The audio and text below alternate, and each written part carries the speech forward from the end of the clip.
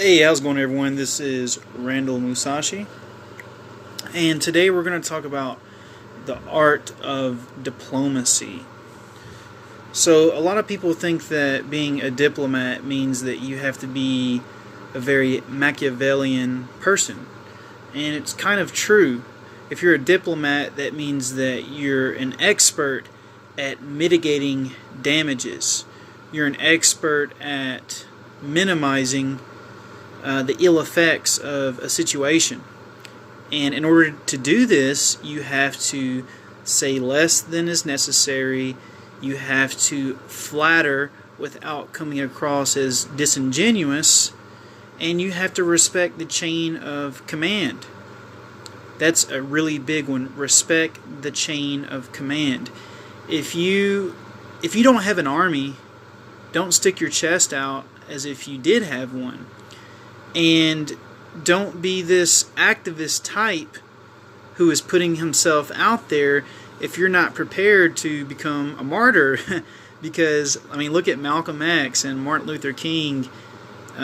These guys, they had an army behind them, and they still got assassinated. So you've got to respect your employer. You've got to respect the government. You've got to respect all of these institutions that have power over you. I'm not saying you have to like them, but you do have to respect them. Because these institutions have the power to help you. They're not all bad. There's some benefits to it, but they most certainly have the ability to destroy you if you get on their wrong side.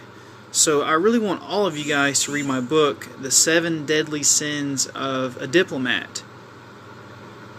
And it will teach you how to be a diplomat, and it'll also teach you why you should not even be one to begin with. Being a diplomat is a hard life. You have to deal with a lot of people, and you have to indulge in some subtle forms of manipulation. And as a diplomat, you can most certainly change the world, and you can do some amazing things, but it is not a lifestyle for the faint of heart, because you will occasionally have to get your hands dirty and dip your hands into some shady things, but you don't want to go too far with it, because you do want to maintain some sense of honor. So instead of being a Machiavellian type of person, the most honorable lifestyle is to be a farmer, find a good church girl, church wife, and retreat into the forest and live simply and stay out of the way of society, because if you're a friend of the world, you are most certainly going to get chewed up and spit out. Because I've been in the world. I've been to New York City, Washington, D.C., I've been in politics, and that kind of lifestyle is very fast-paced, and everyone has their hands in your pockets, and one wrong word, one wrong move, and someone's looking to destroy you, looking to kill you. If you've ever been to prison, which I haven't, but I have friends that have been to prison, unfortunately, people that I've known in my past, and imagine the world like a greater prison. When you're in an actual prison, you don't really have much room to move around. You can't run, you can't hide. You're forced to be face to face with people, and that's what makes prison so dangerous. But on the outside world, yeah, you have the ability to run away and to hide a little bit, but if people are motivated enough, it's no different than prison. There's gangs out here, and they're not always obvious. Sometimes the gangs are wearing suits and ties. Some of them are holding down normal jobs. Sometimes they're your neighbors, your wives, your kids.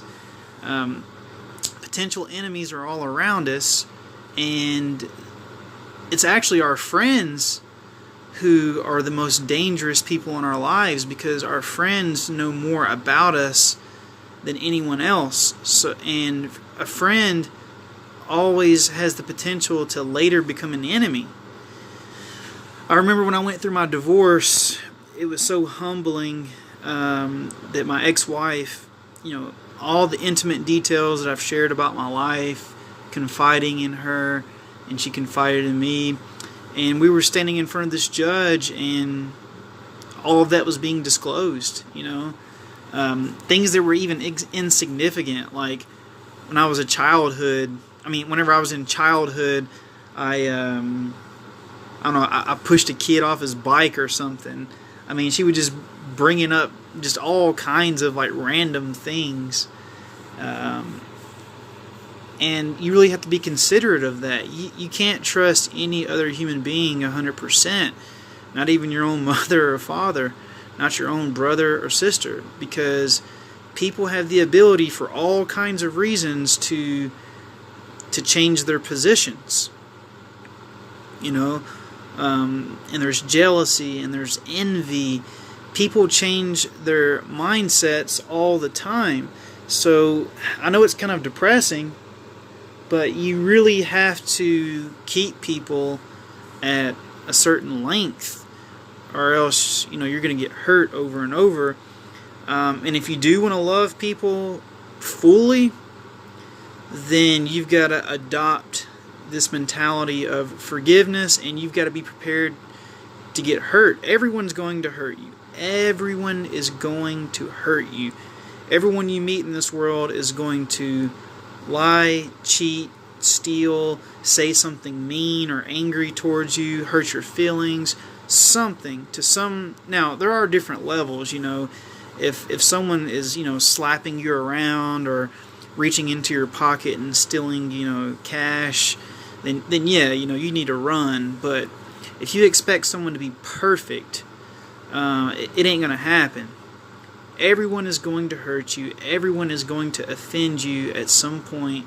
Everyone is going to make you cry.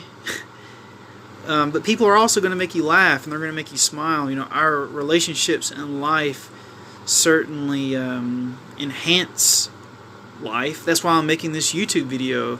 I'm communing with other human beings. And as I get older, I become better and worse as a human being. I become better in the sense that I become more detached from the world, and I become more spiritual, that everything here is temporary. Everything here is very visceral. It's sexual, materialistic. That is the worldly life. It's pleasurable, but it's also pain, and it's manipulation, and it's loss, and it's hurt, and it's pain. So you have this kind of heaven and hell constantly circling each other in this human existence. So I get better in the sense that I become more spiritual. I seek the presence of God the older that I get, because I keep telling myself there has to be more to life than this bullshit of just clocking in and clocking out, and just going point A to point B like you're stuck in Groundhog Day, just living the same day over and over and over. But I become worse in the sense that I become less trusting of people. I become more cold-hearted. I become more deceitful myself in some ways, because that's the ways of the world. So what do? You try to find out what your values are, and you try to stick to those principles, and you try to keep your conscience as clean as you can, because you don't want to end up like me. You don't want to be a failed Machiavellian. So what is that, a failed Machiavellian? That's someone who tried to be a player, tried to be a suave, sophisticated guy, and had some success, but his conscience ate at him every time he did it. And it ate him up inside. It ate him up. And that was the case for me. I'm very good at being a player, manipulator.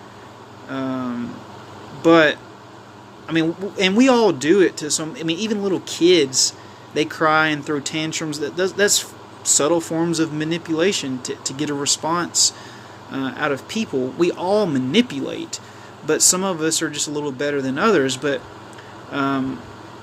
whenever I manipulate, I feel guilty. I have a very guilty conscience, and I'm just not very good at it, because I have to bury that deep down. I just don't like it. It makes me feel really icky. But what's the point of this video? The point of this video is, if you're going to be a diplomat, use your powers temporarily to get what you want. Get in and get out. You can't live this way your entire life. It's going to exhaust you. And try to simplify your life as quickly as possible. Find a career, find a skill set, master the fuck out of it, and become an authority, and get yourself out of the rat race. Stop being a wage slave, and try not to fall in love and get mixed up with someone until you kind of got your shit together. Like, pick a city that you really like and you want to live there. Get your career going on. Go ahead and design the life that you already like to live. And in that way, when someone comes along, it'll be easier to settle with them, because they will complement your life. Now, if your life is a mess and you're dating someone who is a mess, you're not sure if you're on the same page about things, and it can get really sloppy really fast. And oxytocin and dopamine, serotonin, those are really, really powerful chemical cocktails. There's no such thing as casual sex. There is no such thing as casual sex.